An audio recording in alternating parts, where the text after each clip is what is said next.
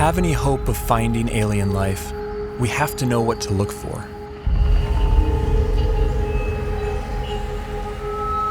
But where do we begin? How do we narrow down a seemingly infinite set of possibilities?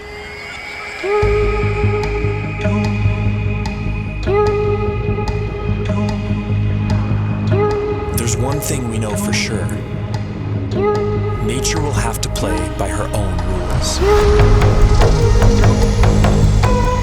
No matter how strange alien life might be, it's going to be limited by the same physical and chemical laws that we are.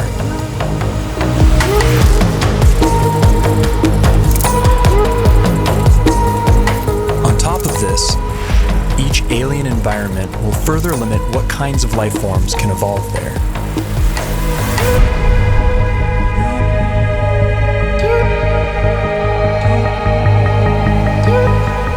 Despite these natural boundaries, the possibilities are staggering to imagine. Trillions of planets, each a unique cauldron of chemicals undergoing their own complex evolution.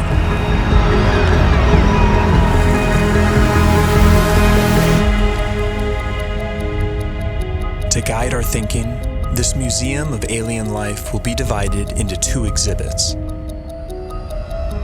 Life as we know it, home to beings with biochemistries like ours, and life as we don't know it, home to beings that challenge our concept of life itself.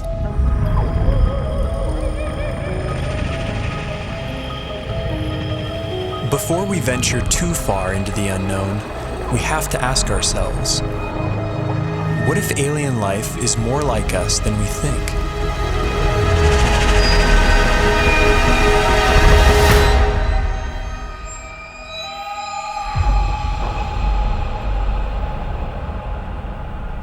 If there's one feature that unites us with the other specimens in this museum, it's carbon. Carbon is ubiquitous. It's one of the most common elements in the universe, and it's very good at forming large, stable molecules. Carbon has the rare ability to form four-way bonds with other elements and to bind to itself in long, stable chains, enabling the formation of huge, complex molecules.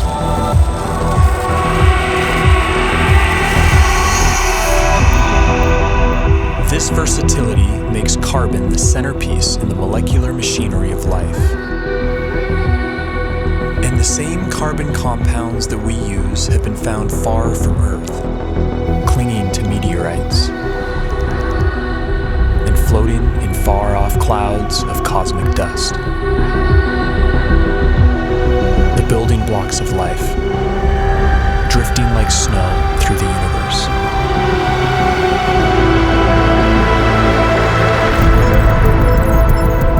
And if alien life has selected other carbon compounds for their biochemistry, they will have plenty to choose from. Scientists recently identified over 1 million possible alternatives to DNA, all carbon-based.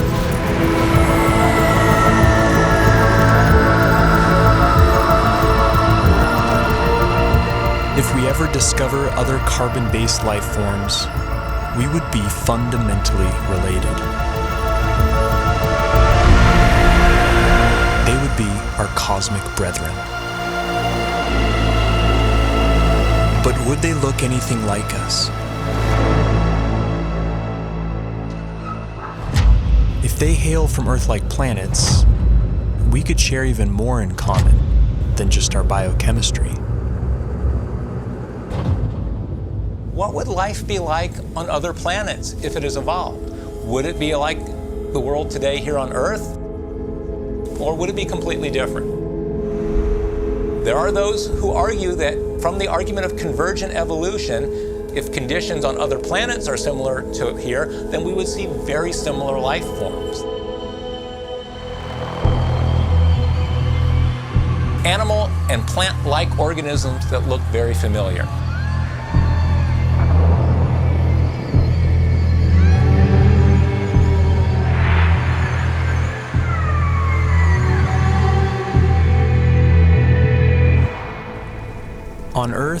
certain features like eyesight, echolocation, and flight have evolved multiple times independently in different species.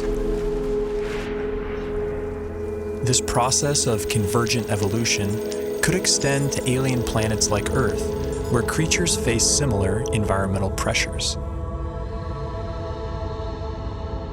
It's no guarantee, but there could be certain universalities of life.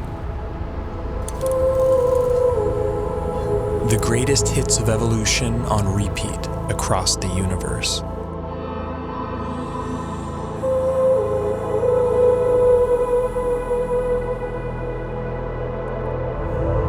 Each feature would be attuned to its local environment.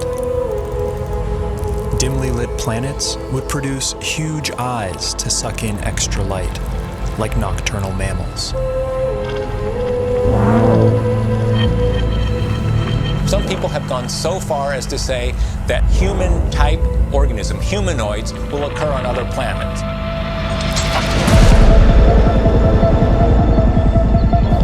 The existence of other human-like organisms seems unlikely, given the long, convoluted chain of events that produced us.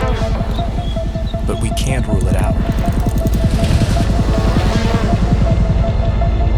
If just one in every 100 trillion Earth-like planets produced a human-like form, there could still be thousands of creatures like us out there.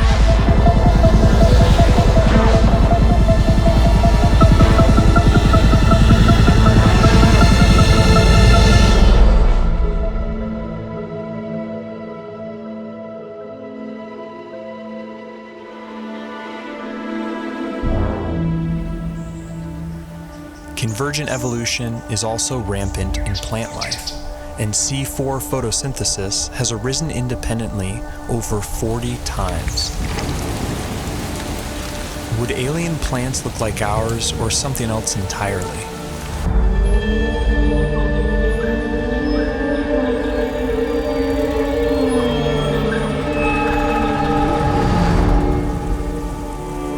On Earth, plants appear green because they absorb the other wavelengths in the sun's light spectrum. But stars come in many colors. And alien plants would evolve different pigments to adapt to their sun's unique spectrum.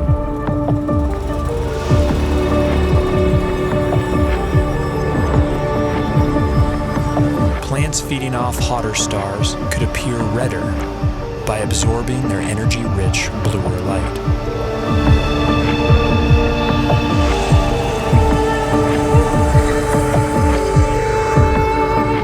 Around dim red dwarf stars, vegetation could appear black, adapted to absorb all visible wavelengths of light.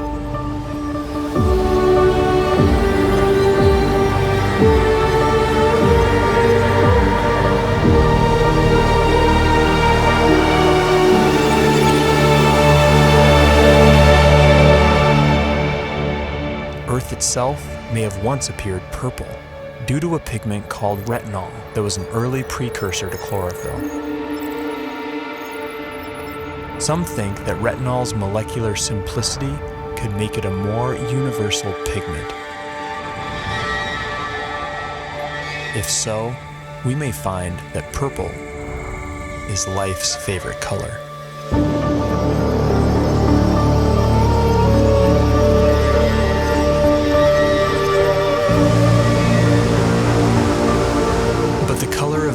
Vegetation is more than just a curiosity. It's chemical information that could be seen from light years away.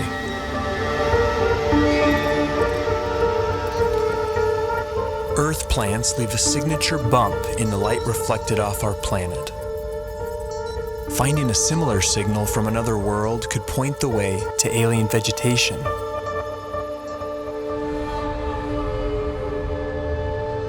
Perhaps this will be our first glimpse at alien life, a vibrant hue cast by a distant world.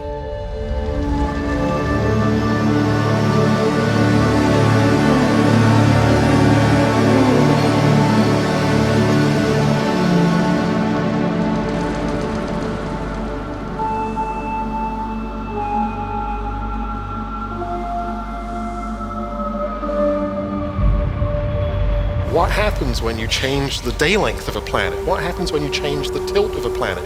What happens when you change the shape of the orbit? What happens when you change the gravity of a planet? Planets with long elliptical orbits would see drastic seasons. There could be worlds that appear dead for thousands of years, then suddenly spring to life.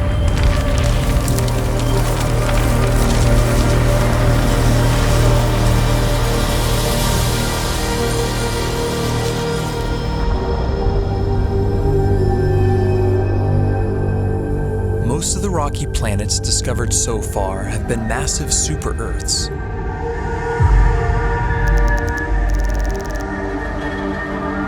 How would life evolve on these worlds?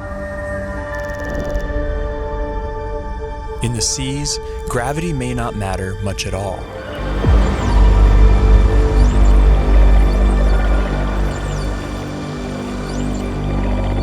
A high-gravity planet isn't high gravity all over. If you're in the sea, and that's where all life starts, there's very nearly no gravity because you're much the same density as the stuff around you. It's when the animals come out on land that they feel the gravity. High G-forces would necessitate large bones and muscle mass in complex life on land. They would also demand a more robust circulatory system. And plant life could be stunted by the energy cost of carrying nutrients under stronger gravity.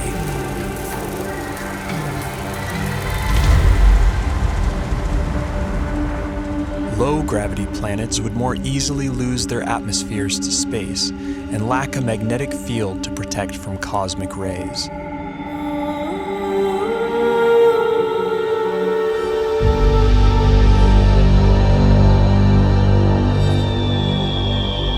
But smaller worlds could be home to secret oases.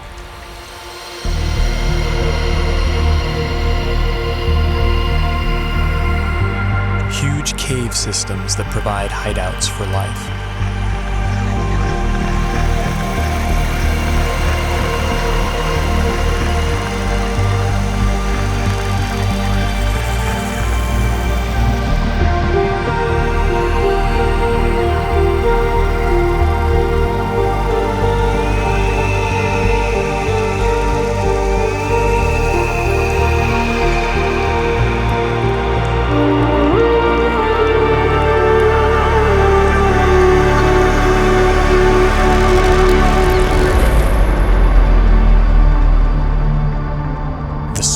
Possible habitable planets are estimated at 2.5% Earth's mass.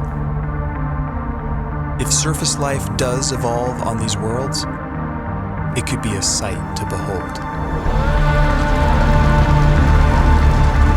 Plant life could grow to towering heights, able to carry nutrients higher in lesser gravity.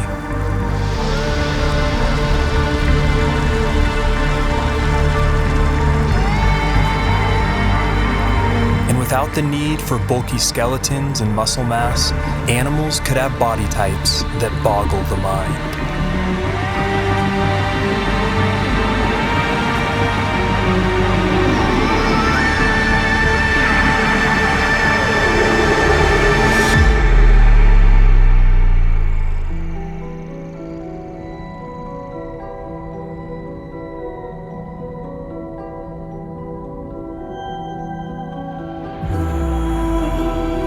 Here on Earth, it took 3 billion years for evolution to produce complex plant and animal life.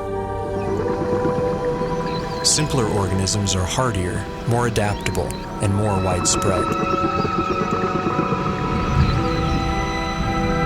The largest collection in the Museum of Alien Life would likely be the Hall of Microbes.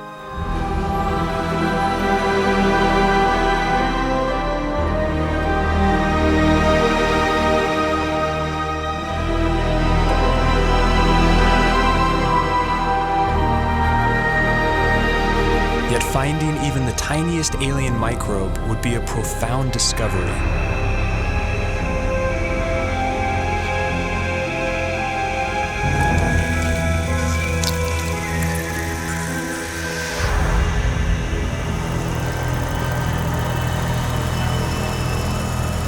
bite-sized life could leave a big footprint. Like stromatolites on Earth, layers of microbes could build up into huge rock mounds over time, leaving behind eerie structures. And in big enough numbers, some alien bacteria could leave a distinct biosignature by exhaling gases that wouldn't coexist naturally, like oxygen and methane.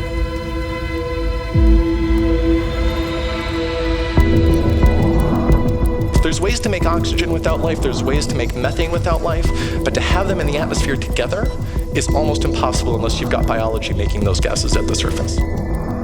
And it would have an imprint on the planet's spectrum of colors. Next generation space telescopes could find a signal like this on a world not far from home.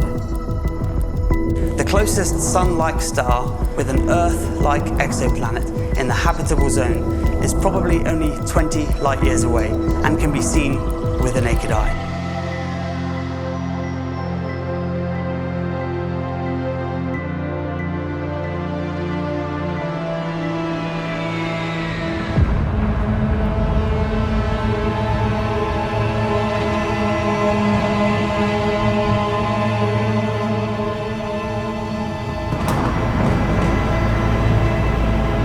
Most brown dwarfs are too hot to support life as we know it, but some are just cold enough.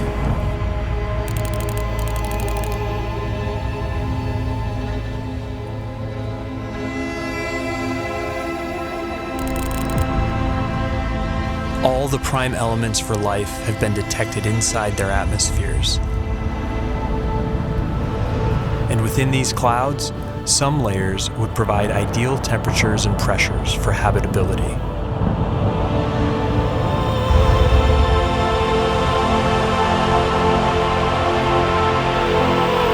There could be photosynthetic plankton in these skies, kept aloft by churning upwinds.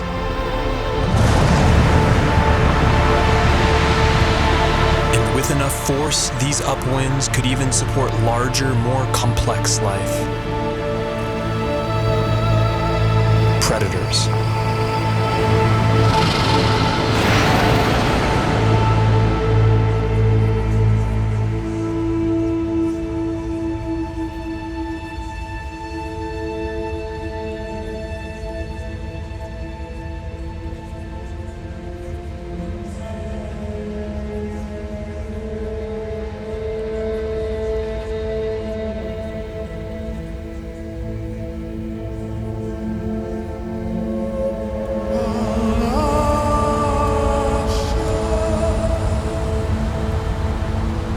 This raises a crucial question.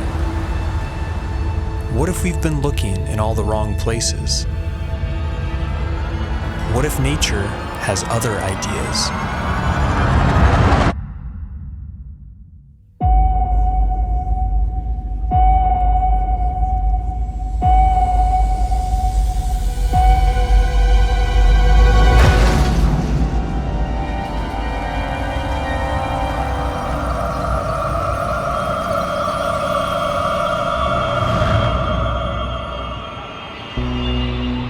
Most of the universe is too cold or too hot for liquid water and the biochemistry that supports life as we know it.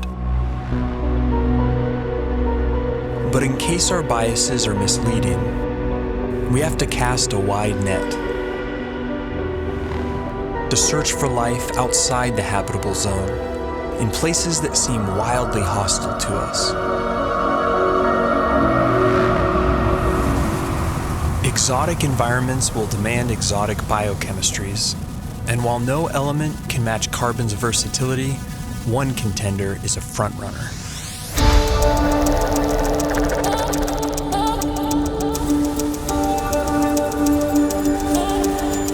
At first glance, silicon seems similar to carbon. It forms the same four-way bonds and is also abundant in the universe. But a closer look reveals that these two elements are false twins. Silicon bonds are weaker and less prone to forming large, complex molecules. Despite this, they can withstand a wider range of temperatures, opening up intriguing possibilities.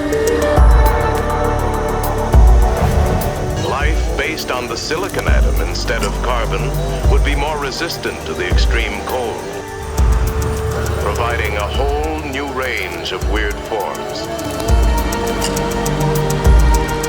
But silicon has a problem. In the presence of oxygen, it binds into solid rock.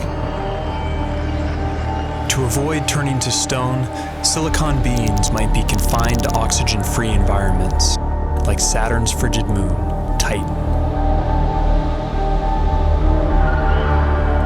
Its vast lakes of liquid methane and ethane could be an ideal medium for silicon-based life or other radical biochemistries.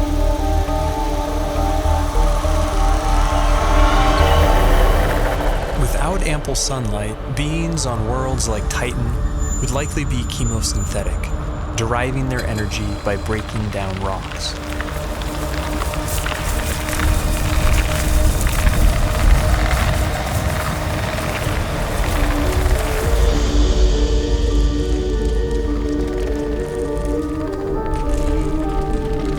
Such life forms could have ultra-slow metabolisms and life cycles measured in millions of years.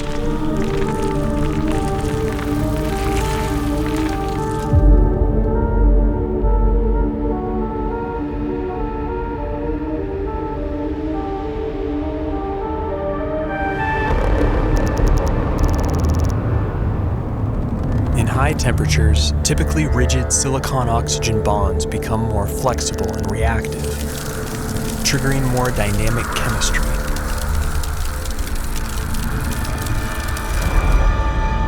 This has led to a truly bizarre proposal: silicon-based life forms that live inside molten silicate rock.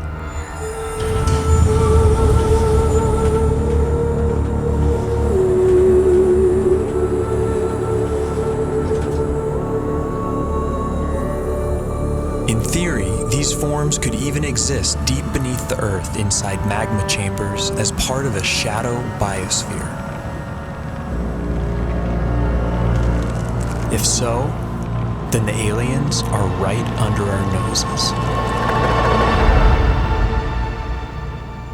Other shadow biospheres have been proposed, forms of life living alongside us that we don't even know are here, including tiny RNA-based life small enough to go undetected by existing instruments.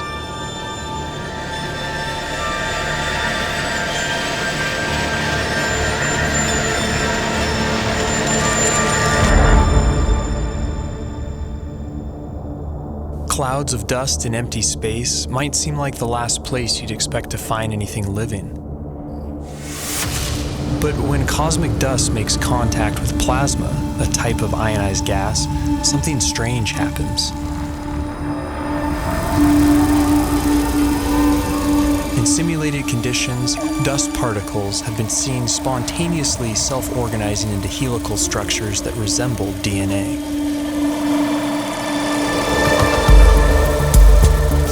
These plasma crystals even begin to exhibit lifelike behavior, replicating, evolving into more stable forms, and passing on information.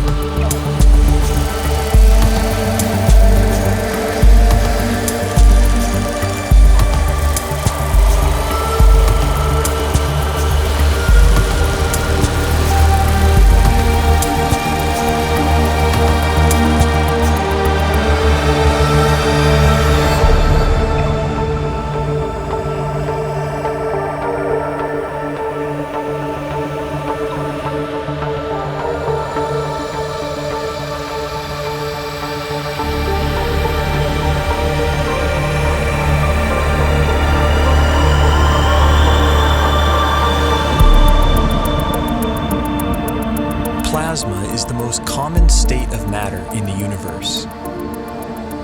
If complex evolving plasma crystals really exist, and if they can be considered life, they could be its most common form.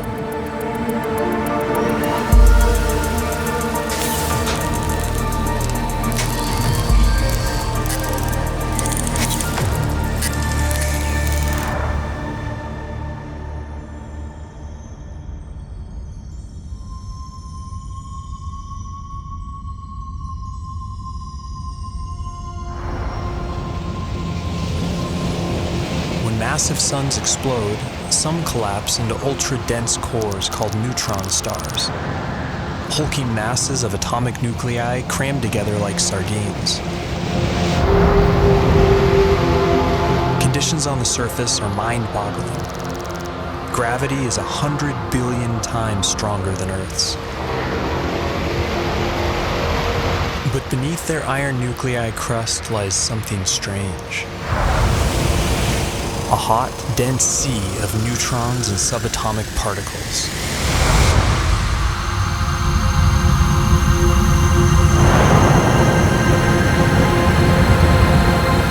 Stripped of their electron shells, these nuclei would obey entirely different laws of chemistry, based not on the electromagnetic force, but the strong nuclear force which binds nuclei together. In theory, these particles could link up to form larger macronuclei, which could then combine into even bigger supernuclei.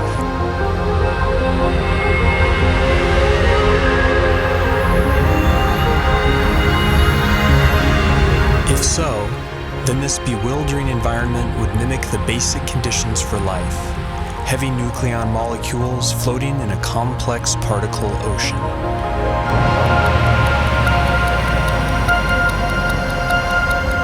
Some scientists have proposed the unimaginable: exotic life forms drifting through this strange particle sea, living, evolving, and dying on incomprehensibly fast timescales.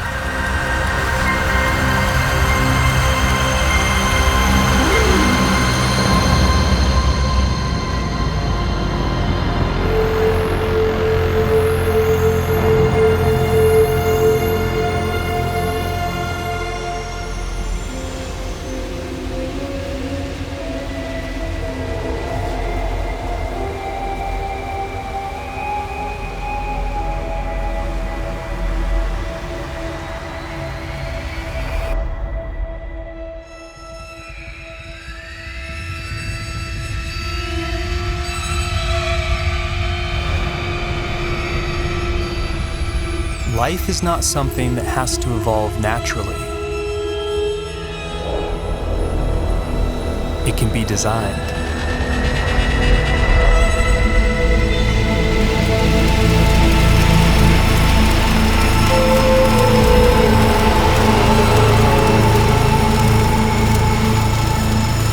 And once intelligence is introduced into the evolutionary process, a Pandora's box is opened.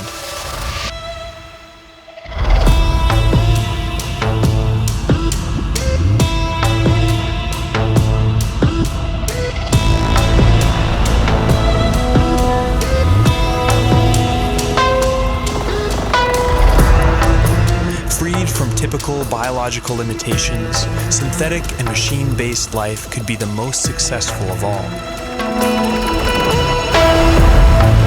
It could thrive almost anywhere, including the vacuum of space, opening up vast frontiers unavailable to biological organisms.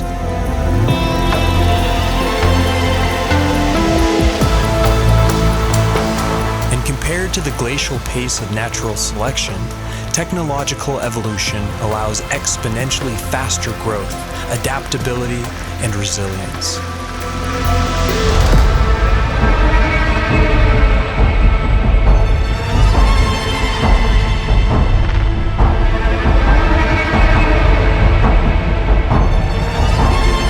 By some estimates, autonomous self-replicating machines could colonize an entire galaxy in as little as 1 million years.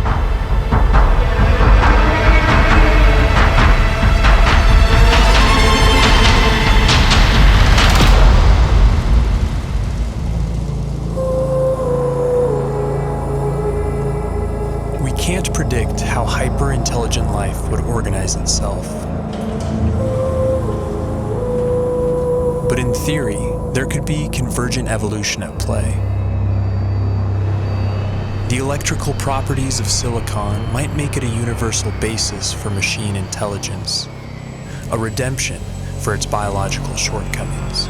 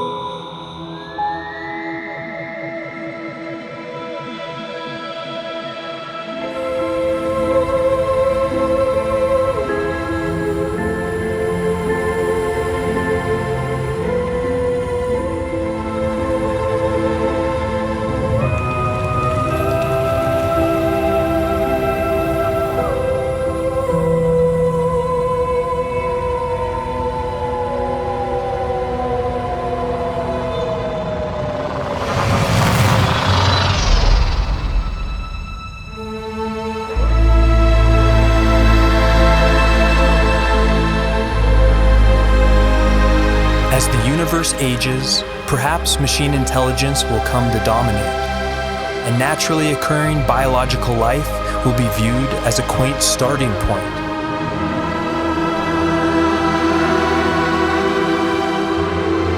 Perhaps we ourselves will lead this transition, and the great human experiment will be merely a first link in a sprawling intergalactic chain of life.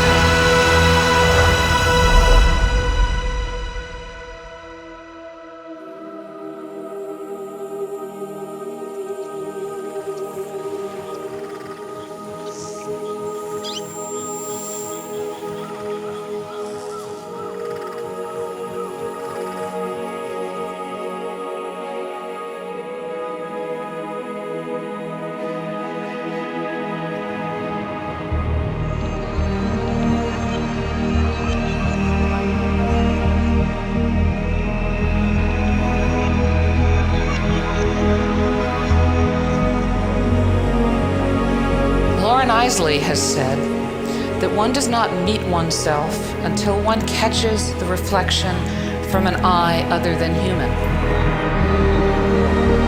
One day that eye may be that of an intelligent alien. And the sooner we eschew our narrow view of evolution, the sooner we can truly explore our ultimate origins and destinations.